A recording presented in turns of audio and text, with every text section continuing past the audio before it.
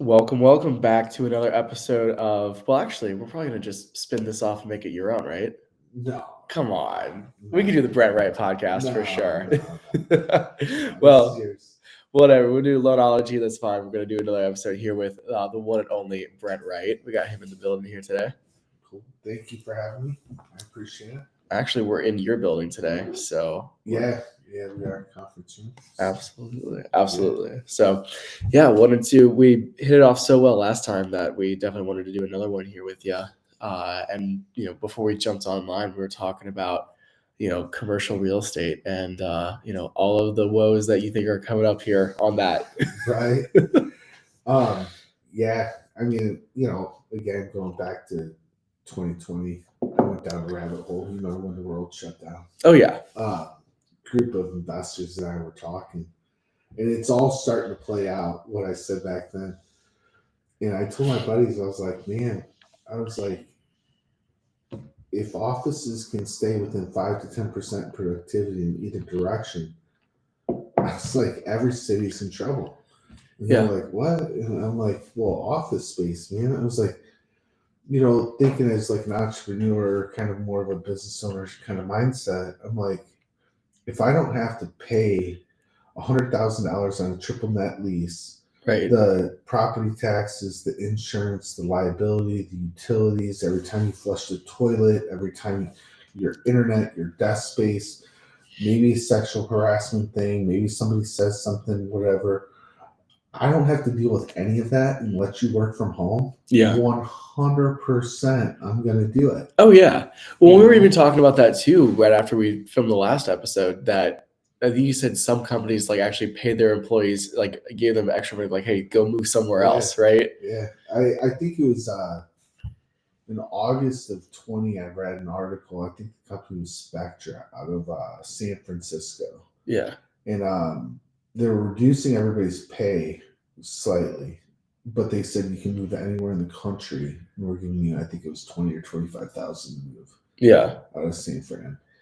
Yeah. And so it's like, it's just making the world smaller. But when you have commercial space that's at double-digit vacancies that it's never been at in these major cities, and you're getting to a point where you're no longer increasing rent at 2-3% annual basis. Mhm. Instead, you're hoping to stay firm, Right. if not reduce. And most of these loans are in 5-year balloons. Right. So year 5's coming up. Yeah. No, exactly. So, and new commercial rates are not what old commercial rates used to be. oh, it's brutal right Yeah. now. Yeah. I mean, well, because you got to think, like, you got to take the Fed's fund rate plus, or some lenders will use like the 5-year plus 2.5 or whatever. So you're at like 8% versus 4. Right. Yeah. So it's going to be interesting, and it's going to affect everybody, like, really, because the ripple effect, right? Like the housing recession turned out to be this massive recession, but it didn't need to be as bad as it truly was. Right.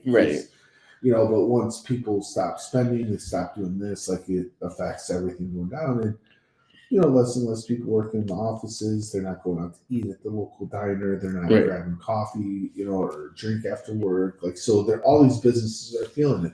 Right. Yeah. Well, you and I were talking about that too, like, especially coffee shops, drinks after work, food, and all that stuff. If you have less people working in the office downtown, you're going to have less businesses downtown because no one's out there. Right. Yep. And then you even had some crazy thoughts about like what's going to happen maybe 20, 30 years from now to every major city. If you want to share that or no. I'm kind of more of a doomsday Yeah, kind of guy. exactly. Like, when it comes to the cities, like, I really don't think they're going to be a place anybody wants to be at. I see the growth and the development coming. It just makes sense, right? Like, Right. every generation, really, if you think about it, like, we're kind of the tech gen, right? Right. Like Nintendo came out, like, things like that. Oh my gosh, a computer in school, like, I remember in elementary school, there was one computer there. Yeah. Amazon Trail was amazing. Yeah, exactly. But now, like, look at like the next generation. They know nothing but electronics. And like, my kids are in school right now, elementary school.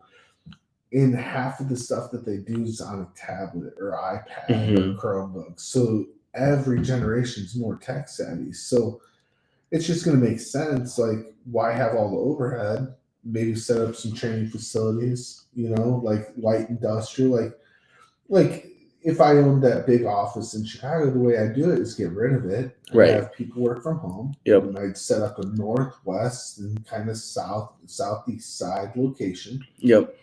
Probably a light industrial building, minimal expense, and making training facilities. Yeah. Or even like it depending on the industry that you're in, but like for us being in real estate and loans, like if I was running a region of loan officers and branches, Right. I would probably go like if I had a region, it'd probably be like Cincinnati, Indy, Chicago, right? Like all major cities, like kind of in line with each other, and I'd most likely have like a WeWork subscription in Indy. Right. And for any trainings, people would just go to Indy because it's about halfway, and we just rent out the WeWork, conference room. Right. That's probably what we would do. Like if we had to do something in person, and then you get a hotel that night, you go out to eat that night, but it's maybe twice a year, three or four times a year, once a quarter maybe. Right. Everything else can be done on Zoom. Right. And that's where it's just going to get more common and more common. Yeah. Like the way tech is going and AI and everything, I mean, it won't surprise me if in 10 years, how they have like the meta glasses and everything in the meta world. Yeah. You'll just throw on a pair of glasses and be in an office with a bunch of people right next to you. Isn't that what EXP was trying to do? I have no idea. Okay, I thought I saw an article about that where like EXP had like a virtual office and you could throw your glasses on and be with everybody there. So I don't know that. I know they have like a virtual office, like you can talk to like a manager or something or do something. They have like a virtual world because it looks like The Sims. Yeah, like from what I saw, Yeah. So it's kind of neat. I don't know that much about it. Sure. So yeah. But yeah, what I do know, it looked kind of cool. Okay. So, yeah. No, definitely. I like that.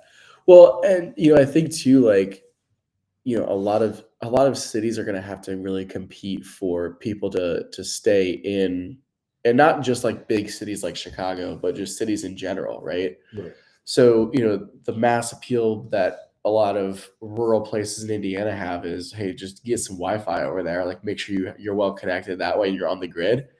And then, anybody can work from home, essentially, at most jobs at this point. And cool, you want to have a cheap cost of living, like just move here, right? Right. Or like, I think places like Florida, Texas, they've blown up over the last couple of years. And I think that they're still going to blow up. Because like I would love to move to Florida and just work and then, walk out to, the restaurant on the patio and sip some wine in the afternoon and just call it a day in December, Right. It'd be great. That would be nice. I think walkability, like a lot of these towns, because like locally, if you think about it, like Crown Point's got the square, right. Valpo's got like their downtown area that's really blowing up. A lot of towns, like even like East Chicago, Hammond are starting to create like these more walkability neighborhoods because that's kind of the direction. A lot of the people in the cities, it's not that they necessarily need to live in this big, huge city, right? They go there because of opportunity, and then they get accustomed to walkability and not having a vehicle. So I think that's where like a lot of these towns need to just say, okay, well, let's start kind of making that shift. Right. Like, let's get a little more lenient on, commercial space and living space, smaller homes, smaller yards, maybe a walkable community. Yeah. So subdivision. Yeah. Well, we were talking about that too, as well. Like, you think that the direction that even new homes should be going in is, smaller homes in communities with a pool, a clubhouse, maybe a golf course. I don't know about that, but all these different amenities, right? Like, I think that'd be awesome. Yeah, I've been saying forever. Actually, for years, I've been saying that, like, and I'm saying it, like, going back to 2015, I said the next housing issue is going to be based on interest rates because they were too low then. And that they really made a mess out of it by bringing the rates down to 2%. Right. It's just, the affordability goes down. And, like, it's just maybe it's a generational thing. I don't know, but out of my generation, like I know at least 40 people that I'm friends with that will never have kids. Mm-hmm. They don't need a big house. Right. They want to travel. Mm-hmm. They want to see the world. Mm-hmm. They want simplicity. Mm-hmm. They want to come home. They want to sleep, maybe entertain some friends and go do their thing. Go Yeah. work or go to the gym or whatever. And that's their life.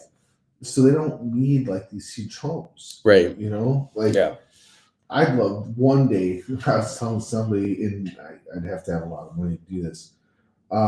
But I'd love to develop a subdivision to where like every corner was a small commercial building, like whether it was a 20 by 20 or 20 by 40. And like one could be a barber shop, one could be a beauty salon, one could be like a little like market, you know, Yeah. for basic essentials, whatever. But make it like kind of a walkable community in the center, have an awesome clubhouse, swimming pool, indoor, outdoor tennis courts, basketball courts, all kinds of fun stuff. Yeah. Because people want to have fun. Oh yeah, absolutely. You know?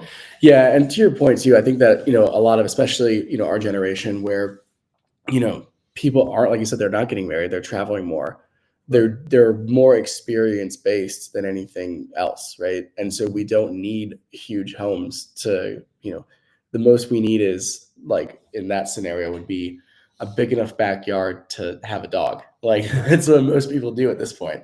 Right. So no, you're right, man. I read an article a while back. Like even the size of the average mansion is going from like and this was a few years ago. The average used to be around 10,000 square feet. Now they're down to 6. really, Yeah, because people are just like, why? Yeah. For the most part. And at some point, it's like, okay, I have Right. too much space. Well, I mean, to be completely honest, like I feel that way too. When I moved into my place 2 years ago, I had it built with, and I was dating somebody at the time. So fortunately, I mean, I don't know if anyone's listening to this that knows me like that, but fortunately, like everything was in my name when that all was finished. But, we ended up splitting up, and I've been living there by myself ever since. So for about the last year and a half.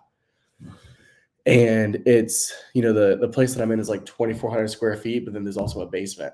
Yeah. And I'm like, this is like way too much space. Like, I don't really need all of this. There's rooms that I don't go into. Like, it's just, there's bathrooms that I don't use except for to like, it's like literally a guest bathroom. So if somebody comes over, like that bathroom is used, but outside of that, like it's never used,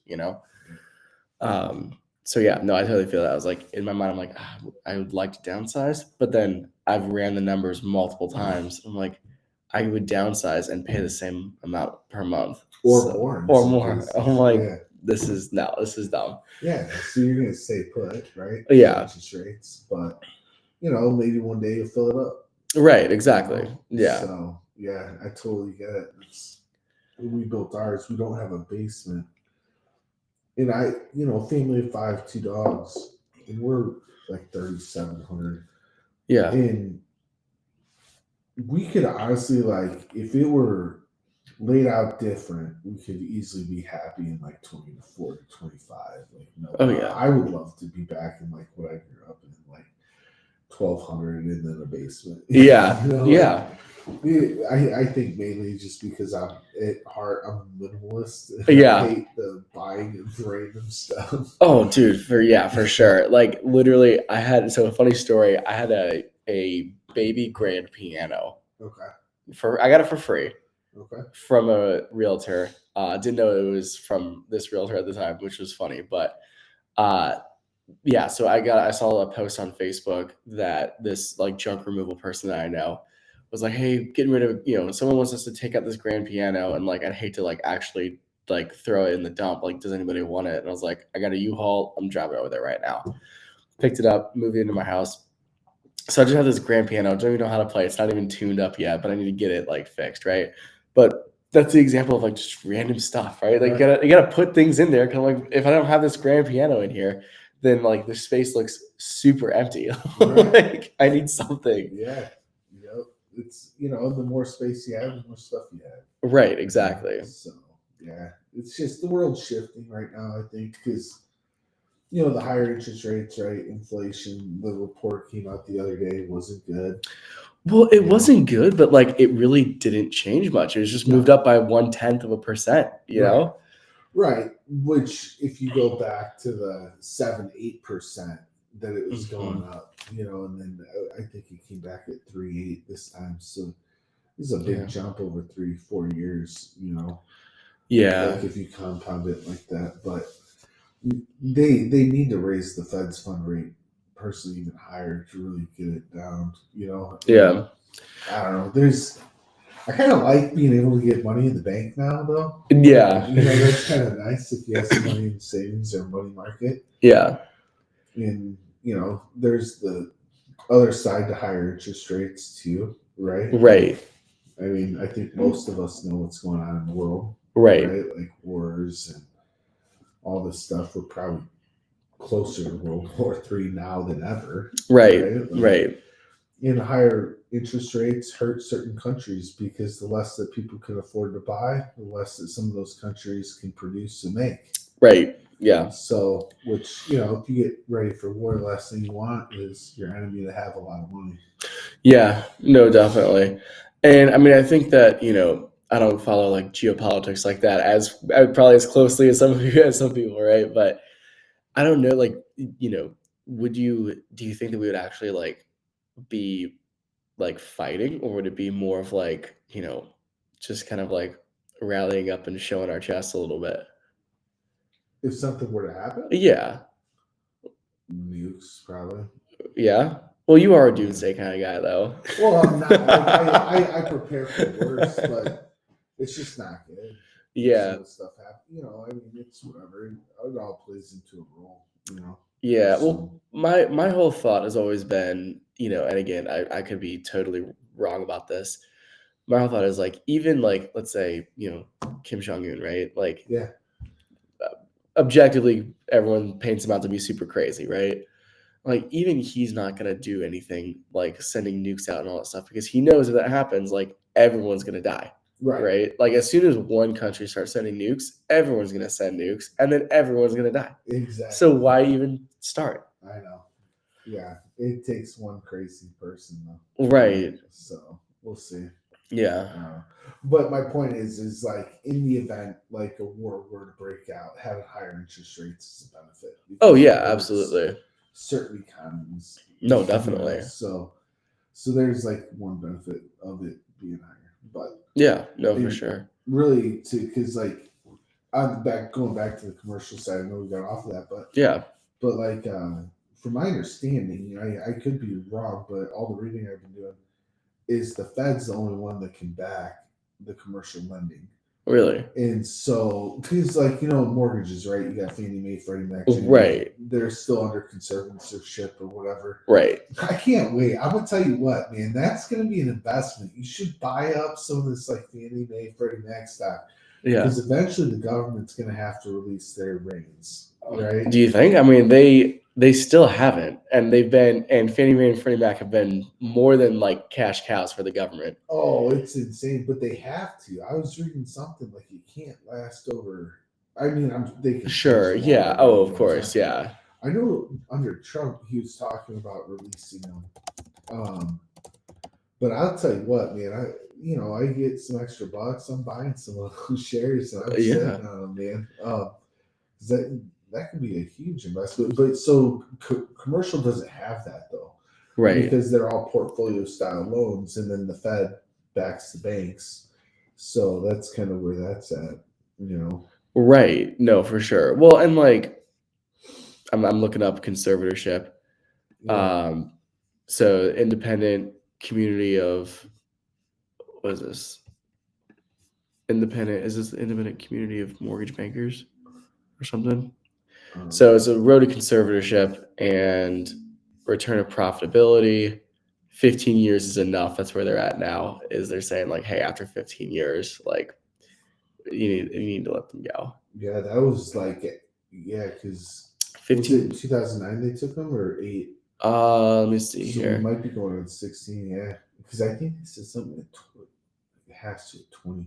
Because they take like 90% of the profits of. Oh yeah. Fannie Mae, And Freddie Mac. Well, they returned to profitability in late 2012, according to this article here. Right.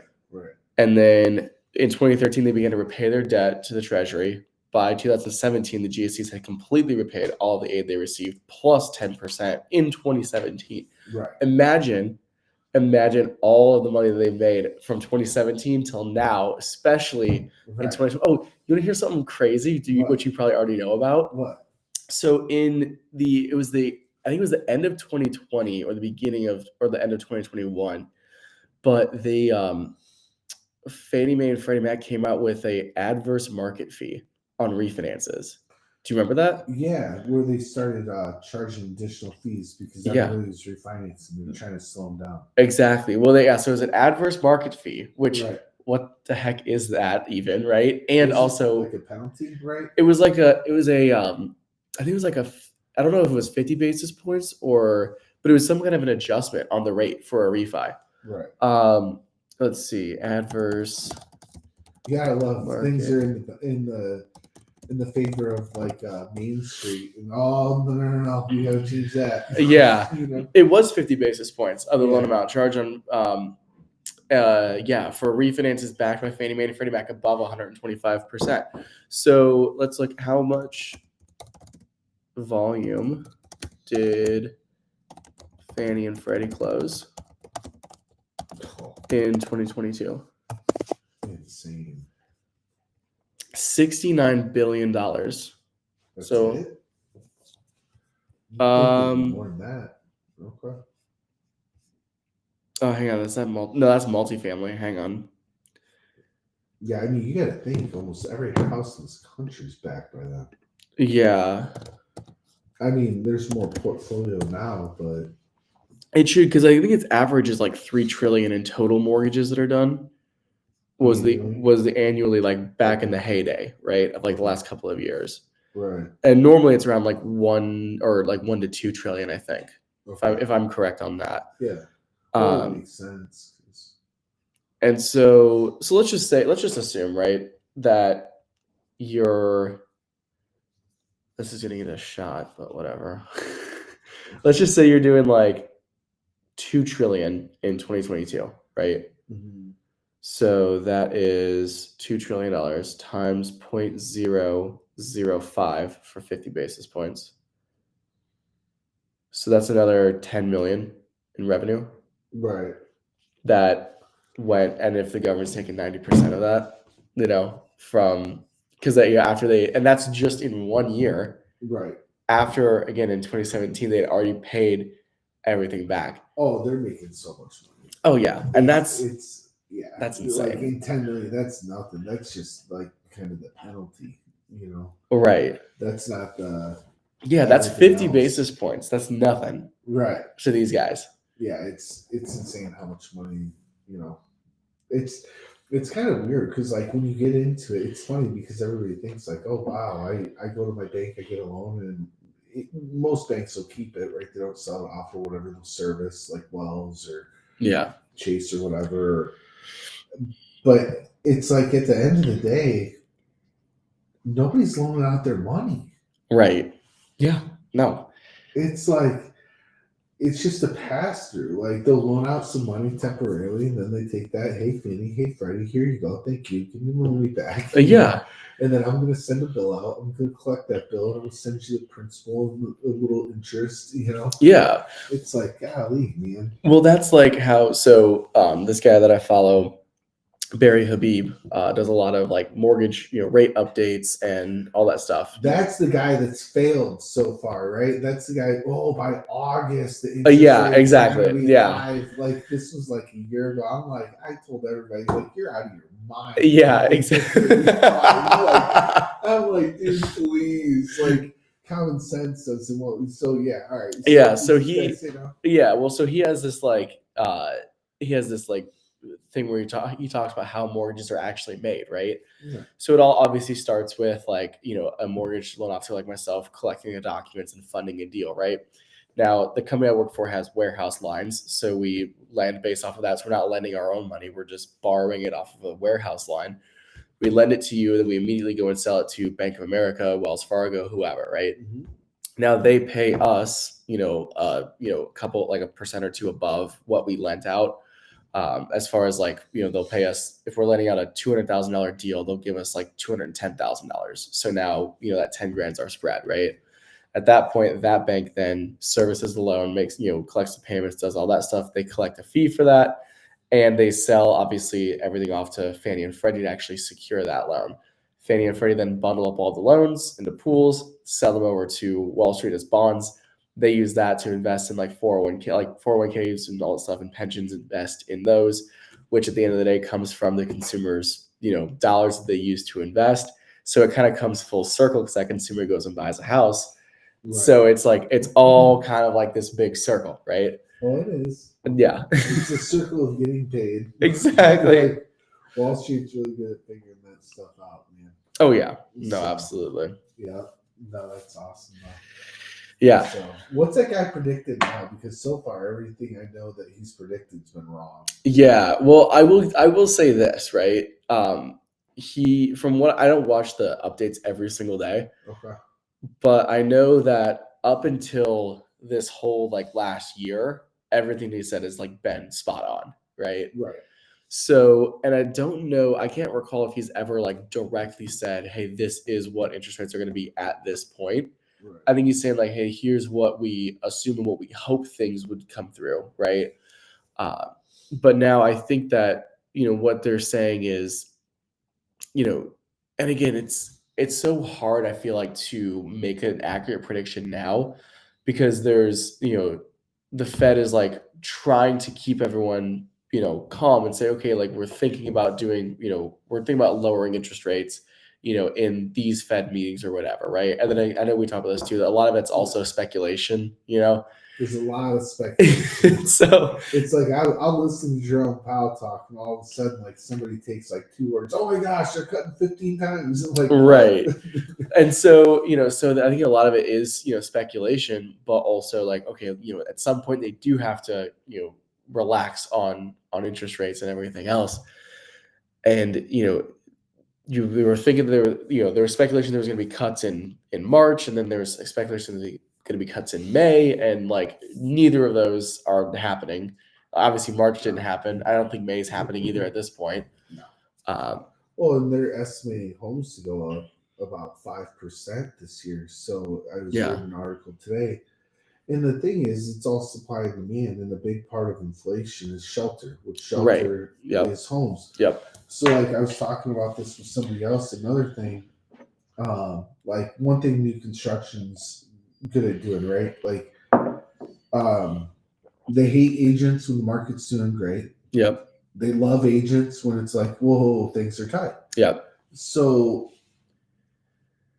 pretty much my whole career here in Northwest Indiana, for the most part, any builder that's building like a subdivision, like the bigger builders, that whatever, they'll have like 1 or 2 homes at any given time on the market in that neighborhood, and they'll use that agent to help draw people to the community, and then they have their sales reps sell homes that aren't currently up. Right. So do pre-solds. So they'll use 1 or 2 homes to get a bunch of pre-solds. Now they don't do that. They put every home on the market. Right. It's done. Right. So, like if you take a subdivision of 170 homes in one community, in new construction always kind of sets the bar, right, for the value in the community, because like new construction constantly goes up. But like, say that house that's going for 400 today, they cut it down to 200 tomorrow. Well, that's going to affect every existing home, absolutely. Right? Like it's going to just tear apart the values. So my point is, though, is it's actually messing up the shelter inflation, because when you have like in all of Northwest Indiana, right, the average sale, I just looked it up the other day for my blog thing. 282,000 was the average. It was up about 6.2% last year. Yeah. So is the increase, and that was the average sale price of a home. But then you take new construction, where the average is probably closer to 4, right, for a single family, right, And now you have 150 of these popping up in the MLS, which is track data versus 2. Right. So it's going to keep increasing the shelter value. Right. Which is like 33% or 35% of the inflation. So inflation's not going away. Right. At least not with the shelter side. Well, and that's kind of what, and I do remember that. That's what Barry, and them are talking about MBS Highway a lot about inflation, is that like, hey, shelter is making up a ton of this. And, to your point, I don't think they've brought up that point of it, which is actually a really good one that you have. Oh, dude, it's huge. Where if you're looking at home sales or homes that are on the market, that's obviously going to skew. If you pulled new construction out, again, the average home in our area would probably still be around like the 250 to 275 range. Right. It's all the new construction that's bringing up the the values and the costs of things. Mm-hmm. And also, like, I don't, it's smart on the builder's part. I don't love that they do that, but if you're instead of doing pre-solds and you're just selling everything on the market, you don't have to deal with, they put the wrong, colors in the house, or they put the wrong flooring on it or whatever, right? It's less personalized, right? But people don't care about that as much as they, people probably still do care, but they just need a house at this point. And they're like, okay, I'll just buy whatever, Right. Well, and a lot of the builders quit building for people like that. Mm-hmm. Like I know one large builder, they're more a regional builder, like Northwest Indiana, a little bit in Illinois now, Indianapolis. But I remember selling homes where like people signed contracts, I think in let me think about this. So code was going on. So they signed contracts in very early 2020 before the shutdown, right? Mm-hmm. By the time their house was ready and done to move in, because I think I had like the first 4 or 5 buyers in the subdivision in Chesterton here. Yeah. And it was funny because every single one of them at closing, I was like, so you sure you want to move in? Because we can sell this for $80,000 more right now. Yeah, no, exactly. That's what my agent said about my place too. I mean, they lost you don't want to laugh about it, but they lost so much money because lumber went from I can tell what I know. When I built my house for a pre-cut 104 and 5/8 stud for 9-foot floor ceilings, I paid $2.87. Jeez. I was going to start building in 2020. By February of 21, I was pricing out. Now, to price out, instead of calling the lumber yards and bugging them, I would just jump online to like Menards, Home Depot, whatever. The same pre-cut stud was $16.18. Oh my God. I'm like, what? Yeah. Because I was ready to build a spec. I'm like, man, I'll run out of money building a wall, let alone the house. Yeah, no, absolutely. That was like my builder. They called me and they're like, hey, lumber, like you signed the contract and everything, so we can't change it on you, but like lumber just went up. And I was like, my mind was like, that sounds like a you problem. Like that's not like, I don't know what that has to do. That sucks for you, brother. I hate that for you, but I'm already locked in. Dude, the lumber price alone on my home went up $30,000. Oh yeah. It's so a lot of them got burned, and they were like, "Yeah, we're not building for anybody anymore. We're gonna build the spec, and either you buy the spec or you don't buy the spec." Which makes sense. That way they can price it. So and I get it too, because I was pretty chill at least from my point of view. Like when I was building the home, I didn't bug the builder that much. Obviously, there's some things that didn't get installed the right way. So I'm like, which happens on every new construction build, by the way. Right. And I'm like, hey, like you installed the wrong floor in the shower. Like just, like that's why we have walkthroughs. That's why we do electrical inspections and things like that. Right. Mm-hmm. And so, but I've heard stories from that builder about all of the people that weren't chill and were very like emotional about the process and got like in their own way a lot. Right. And I think builders just kind of got over that. And they're like, hey, we don't want to have to deal with anybody like this at all. So we're going to put this shit together and then you're either going to buy it or you're not, and that's cool either way, because if you don't buy it, the next person's going to buy it. Exactly. So yeah, it's easier when you're just calling all the shots. You're doing this, that, no changes. Yeah. Oh, can I make the closet bigger? Oh, can we move this wall foot? Yeah, exactly. Yeah. But whatever. Yeah. No, I would say like the biggest thing that I think the biggest upgrade that I did, well, I extended the kitchen back because there's a spot that it was like a workbench that goes all the way back from the garage. Yeah. I'm like, I don't need a workbench. Like I work in an office and like I do loans. Like I'm not working on cars or anything like that. Like just move the kitchen back into more space. Right. And then instead of a 12 or instead of a yeah, it was a 12 by 12 deck that comes standard on that. I got a 24 by 12 deck because I'm like, I want a bigger deck, like have a fire pit there, do all that stuff. Yeah, So you gotta have entertainment space. oh yeah, You know, not like a table done. exactly. Like the little section or something. You know. Yeah. Yeah. So No, I agree. My next house is funny. I told the wife must have an outdoor covered living room. oh yeah, You know, where maybe the house is built over whatever. Yeah. You know, little fireplace out there, chilling, nice night. You know, watching Oh, yeah. movie. oh yeah. So Yeah, I could see that in your life for sure. Get a TV there, get the big fireplace that like it goes from like all the way up, you know? right. And yeah, you can mount a TV there. It'd be great. What's crazy is it's a big thing, like down in Indianapolis. Really? Like I'll look at a lot of these homes in Carmel. Like I got friends that live down there, Yeah. and I'm like, why don't we have that here? It's you know what I mean? Like, Yeah. it's like you can get like 8 months of use out of it. Oh easy. yeah. You know, it's like, man. I was gonna say I'm gonna pull up my buddy Dan, who I work with. He's got one of those. He lives in Oak Brook. I think it's a big thing in Illinois too. Okay. Yeah. Like the outdoor patios and whatnot. Yeah, I just love it, man. Like covered, you know, nice little fireplace or big fireplace, whatever. You know, watching the ball game, hanging out. So I guess yeah, I don't know. I'm looking at his photos, but I guess like not all of his okay. stuff goes to the photos. But anywho's, but yeah, I know what you're talking about. Like it's Yeah. It's nice. It is nice. What do you think about like? I feel like a lot of people, not a lot of people, but there's enough to mention, are moving from our area to Indy, or like from Chicago to Indy. Yeah. Well, a lot of people are moving to Indiana. Right. You know, like I mean, if you're leaving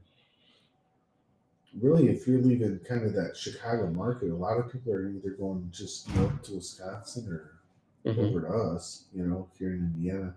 Indy's a growing city. It's a nice town, man. Like I went to school there. I lived there for a few years. I went to IUPUI.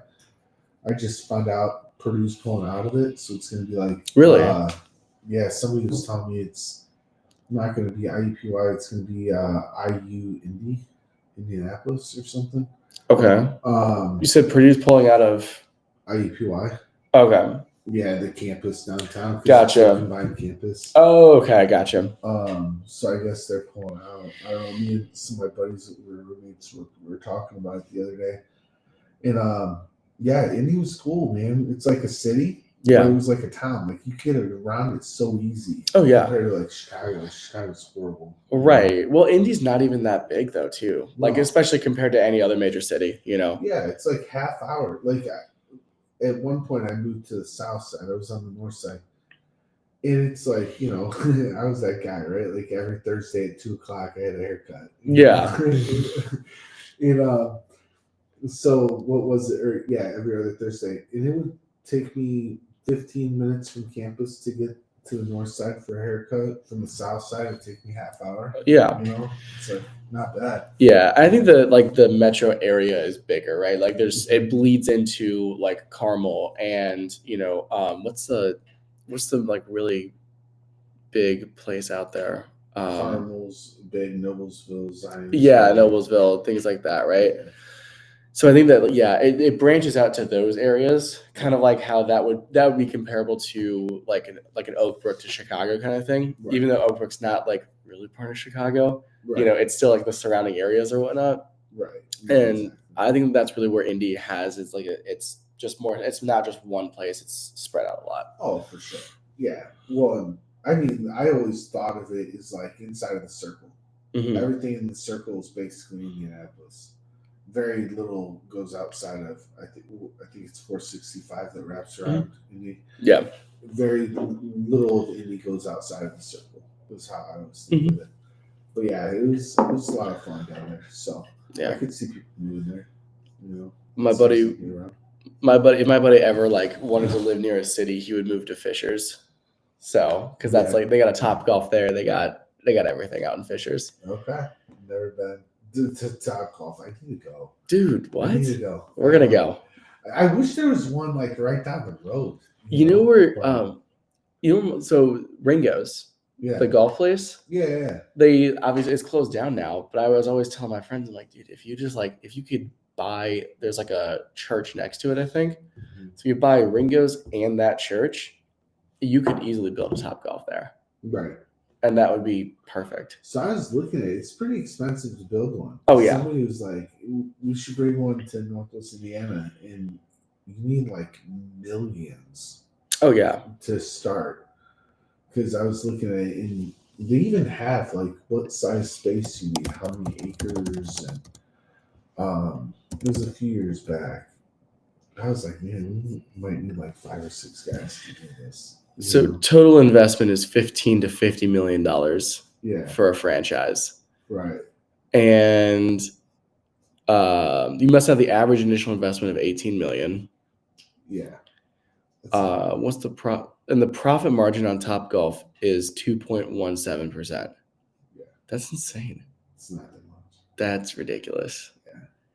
That's not much. Yeah. I mean, it's a lot if you're bringing in, you know. I mean, yeah. I mean, you think like if you go to, you haven't been to Top Golf, right? No. Okay. We were supposed to go to Nashville, but everybody was still drunk from the night before the bachelor party, you know, so that got canceled. So on average, the Top Golf in Fishers offers 102 bays on 3 levels. So that's awesome. And typically, like you're paying, I think it's like, let's just say it's like $50 for every 30 minutes or so at the bay. Right. And like during peak hours, right? So like anytime during the weekend, and then pretty much anytime after 5:00, you're really gonna have a hard time finding a bay unless it's like Monday through Wednesday, Okay. you know, like after 5. And even like during the day, like you could probably find a bay, I'm sure. But yeah, like it's booked up entirely. So I mean, I'm assuming that you're still pulling in some mad cash, even at 2.17%, but Right. that profit margin is disgustingly low. It is, but whatever. You know, hey, all I know is all these investors out there, tons of businesses are coming to Northwest Indiana. Yeah, exactly. Please bring a Top Golf. Hey, Al Perez, bring a Top Golf out here. Yeah, you got the cash. Come on. Come on, Al. He's building a home right now. He posted on Facebook. I know. I saw. And I'm like, hey, you just buy a Top Golf, you know? Right. See, like I don't even know if I don't want a big house. Yeah. Some people do. But so I keep going back and forth, right? Like I was talking to my girlfriend and we were driving from my house to Costco, and on what road is that? It's is it Colorado that goes right by Sam's Club? I think it is, yeah. So if you were on that, like from 109th going on Colorado towards 30, right? There's that like right after the light, right when you turn, there's like that. It's not a new subdivision, but it's newer on the one side, and then there's this big custom home going in on the left side. Mm-hmm. So I pointed out this home, and I was like, that's a nice house. Like it's a big home. It's got a walkout basement. It's got big deck on the top. Right. All this stuff. And I was like, that's the kind of home that I would like always say that I want to live in. But being in my home now, that's like half the size of that. I'm like, even if like I had kids and a wife, right. like that's still a lot of space. It is. So I don't know. I kind of like the idea of being minimalist. Right. Same. Well, I mean, you got this big house, you can't use it all at the same time. Right. And then like we have a lower level family room, our living room, and an upstairs game room. Yeah. Right. And the game room is big. The girls are always with us. Right. Like now they're getting older, so they'll maybe hang out downstairs while my wife and I are on the main floor or whatever. Sure. But it's like we could get away with way less than what we have. and then use that money for investing or traveling or doing Right. something, but whatever. Well, like, so the perfect setup in my head, and again, like the perfect setup for me changes almost daily, Yeah. right? But I was like, the perfect setup would be, because I'm trying to convince her to move to Florida. I got cousins out there. And I was like, I Okay. could do the loan business from over there too, right? It's a pipe dream. I haven't made any plans yet on that. But I was like, imagine this. I went and I was there years ago. And when I stayed there, I stayed in an Airbnb, and it was really somebody's garage. They just turned into an ADU. Yeah. And I'm like, we could get like, I was like, we get a nice ranch in Sarasota for like 400,000 or 500,000, right? And then we turn the the garage into an ADU. I was like, we could probably pull in like $2,000 a month during like between October and May, or in like let's say April. Mhm. Probably pull in $2,000 a month just from snowbirds coming out here and just renting that space, Right. And then we'll probably still get some people in the summer because there's still stuff going on. I'm like, that's kind of Airbnb, VRBO, whatever. yeah, exactly. I'm like, that might be the way we do it, That's kind of cool. Yeah, that's a good idea. That could pay for a little bit over half the mortgage, and then Right. you're good to go, right? Yeah, that would be good. So Yeah. I don't know. I don't know. Down there, it would make sense to do that too. I got a buddy. He just added on to his house in Gulf Shores. Does the Airbnb and kills it out there. Yeah. Me locally, I'm like, man, I don't want to work that hard. Yeah, I know for sure. Up here. Yeah. But well, I mean, I think it's a good it's situation, right? Like if you're in Florida, obviously you have more Right. people that are traveling out there, and like that makes sense to do. It does, yeah. No, that would make a lot of sense, especially if you're close to like certain things, Disney, whatever. Yeah. Or just the beach. Exactly. Yeah, just the beach, nice weather, good communities, Right. all that stuff too. Yeah, my buddy. Some people love Florida, man. I don't know if I can do it, dude. It's humid. Like one of my buddies moved down there. He says I asked him, "What's the thing you hate the most?" He said, "The people drive so slow." Oh, dude, yeah, that's my biggest issue. Oh, for sure. Like I don't know if I can do it. That like. I mean, I guess if they're doing the speed limit, it's fine. But if you're going under the speed limit, dude, like yeah, considering it's all old people, right? Right. And all old people do is drive slow because they have no place to be, right? Right. Yeah. Nothing to do. Exactly. And so like I almost had 3 different I was like lost by cool 3 different times yesterday because I was running like 5 minutes late to the office. Yeah. And I got stuck behind 3 different people at 3 different times that were all driving like 2 miles under the speed limit. See, I'd lose it. I can't do that. Yeah, and I'm like, I'm normally like a 5 to 10 over kind of guy. Exactly. So, because I got places to be, Exactly. So. Yeah, I mean, yeah. Well, that's normal. Exactly, and that's a minimum 5 to 10 over. Right. If you give me on 30, or on 65, yeah, we're off limits there. But, yeah, no. So yeah, that would annoy me more than anything else. Yeah, I would have to work from home most days. Right. Yeah.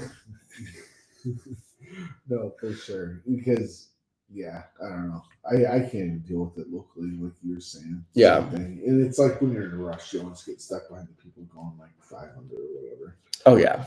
So it must be like nice having their life.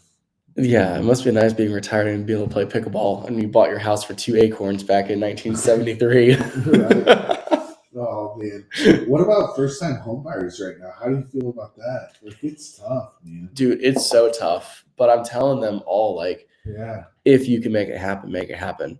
Because if you like the house, just do it. Exactly. Well, because to your point, like we're talking about inflation with shelter costs and new construction, everything else.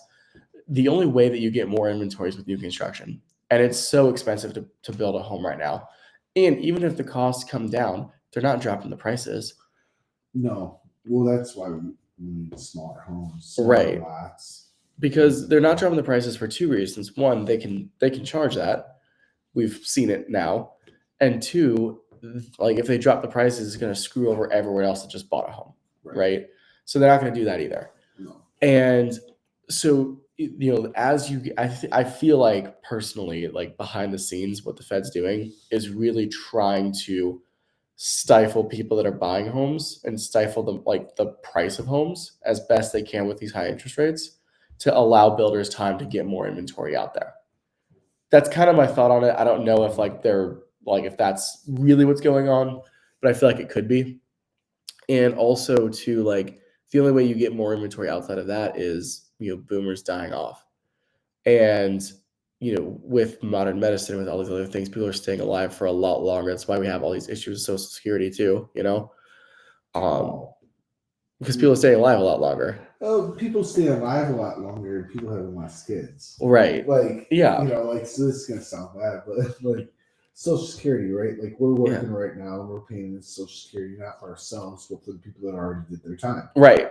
Right. So if you don't have, like, if you don't create babies, right, you're not creating future taxpayers. Exactly. And if you're not that's when Social Security crumbles. Which I feel like in that argument, I do feel like you can easily replace the like unborn children essentially with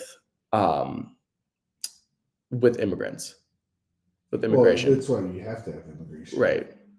Because the more immigration you have, obviously, then now you have new taxpayers. That's why I feel like that's why they're pushing a lot of like the, ITINs and and like work visas and all that stuff, right? Like and with DACA, keeping people here and everything else too. Like they want the taxpayer, they want those people working and paying taxes. You gotta have it where the country's set up. Right. No, absolutely. Like, if you don't, that's when it starts going broke. Yeah. No, absolutely. No. So I think that like with that, right, like the keeping home values low, or like keeping home values where they're at as best they can, because if rates drop to 5% tomorrow, home values are shooting up by another 10-15%. It's like what I told everybody, which is, so check this out. Okay, so we know how the market is here. Right. I have a client that's coming in tomorrow. We're going to go see 14 or 15 homes, something like that. We have to get him a house, right? Right. So not like Thursday, like yesterday. Not last Thursday, Thursday before that, they put their house on the market. Right. Okay. This is in Wisconsin. Okay. I want to say they put the house up for $375 or $385 at noon. He calls me Friday morning. Okay. Hey, Brent, we're going to be accepting an offer on the house. I'm like, dude, that's awesome. He's like, bro, 5 offers. The offer we're accepting came in at $420,000. Holy crap. They're paying our closing costs. They're paying our tax proration. Jeez. They waived their home inspection. And they're giving us a $10,000 appraisal gap waiver. That's our market in 2020. Yeah. In like 2021, where you had to sell your soul to get a home. Right. I didn't realize it was still happening in certain parts of the country.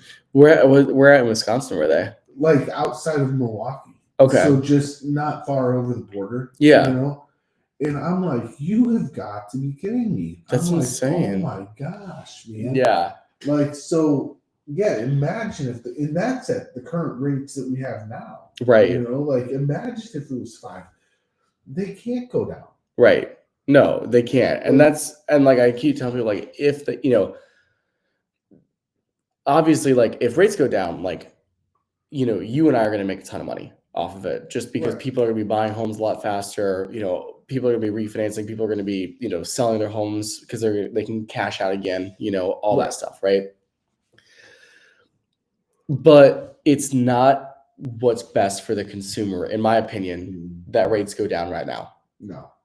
And that's when I tell you, it's like that people, it's always weird that like, oh yeah, like, you're going to make more money off of paying a higher interest rate. I'm like, no, like that's not how it works. Like, right. Well, imagine if it went to 5. Right.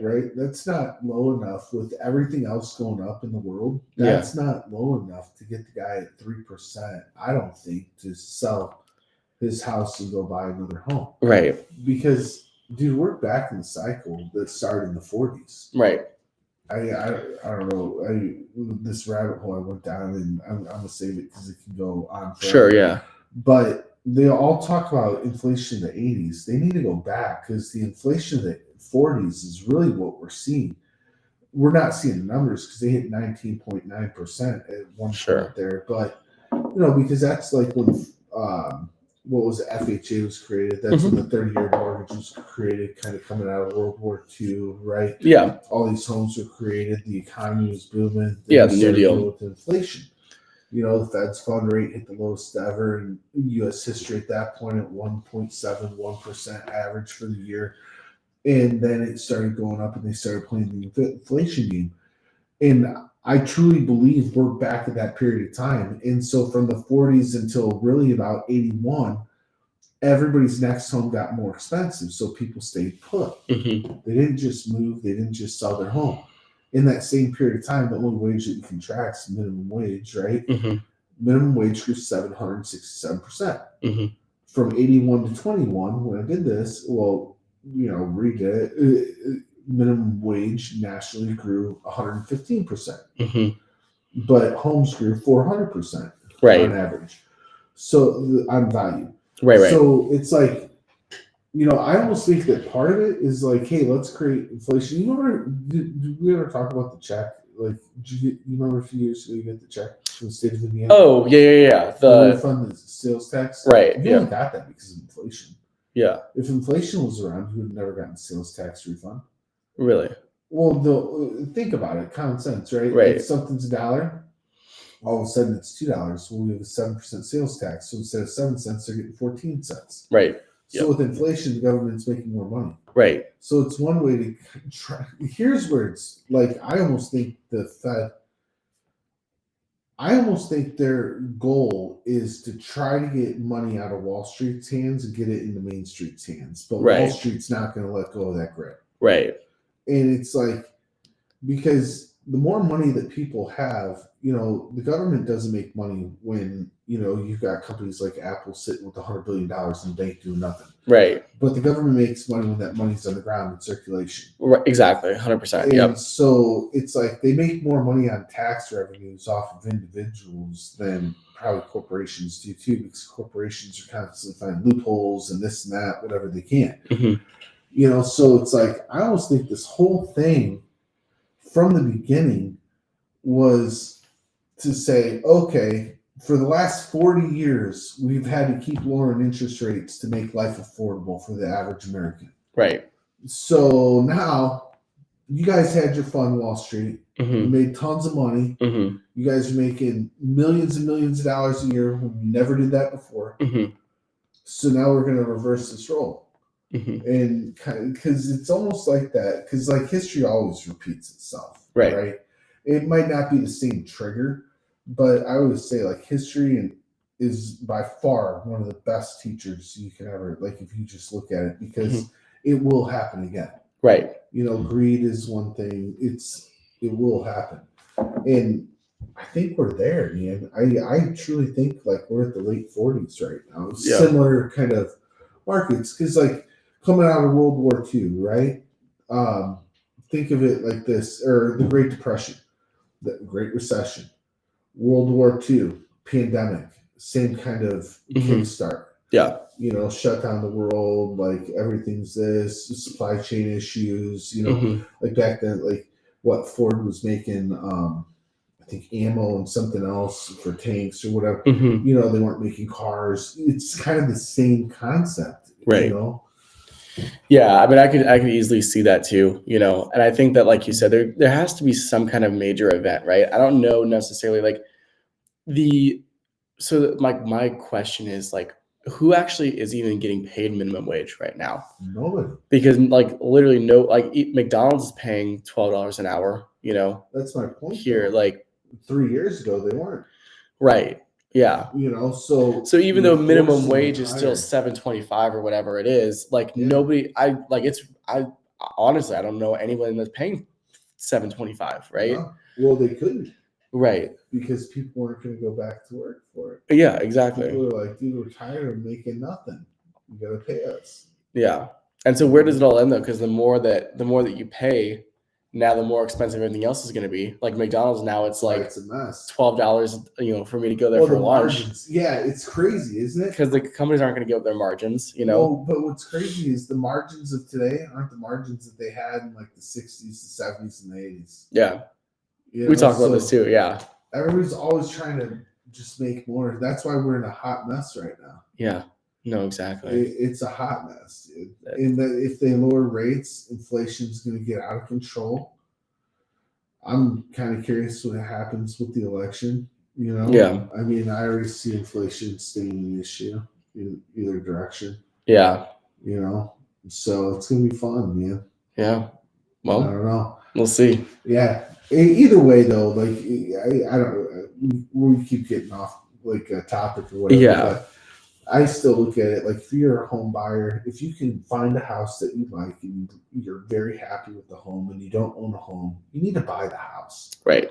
Yep. You know, like like Warren Buffett always says, the best instrument is a 30-year mortgage because it's a one-sided relationship. Mm-hmm. You know, so like you buy a home today, what's the worst that can happen? The interest rates go up and your payment stays the same. Right. Or the interest rates go down and you personally have the right to then refinance your home if you choose to. It's a one-sided relationship. The bank doesn't have a say. Yep. You know, so that's why it's like if you can find that house right now, you need to find it. Right. Yeah. You need to get it because it's not going to get better. Yeah. No, exactly. And like no, for sure. I totally agree with you. So I got to get out of here. Yeah, but same. Brent, I appreciate you coming on here. No, And fun, yeah, we're going to keep doing this. It's going to be a regular thing every 2 weeks. Yeah, so. We're going to have to get some topics if anybody wants to throw something out there, so it's not always the same exact thing or whatever. Yeah, what I also am going to do too is probably there's a voicemail service you can get like just with Google Voice, have people call in and leave a voicemail. Okay. So I think we're going to start doing that. Have people call in and leave voicemails and ask questions. Okay. So that'd be awesome. I like that. I like that. That'd be good. Cool. Yeah, especially questions. Kind of like some of those guys do that stuff live too. Oh yeah. I'm good on that one. Yeah. Yeah, no, for sure. So awesome. Cool. Well, signing off, guys. Talk to you later. Bye.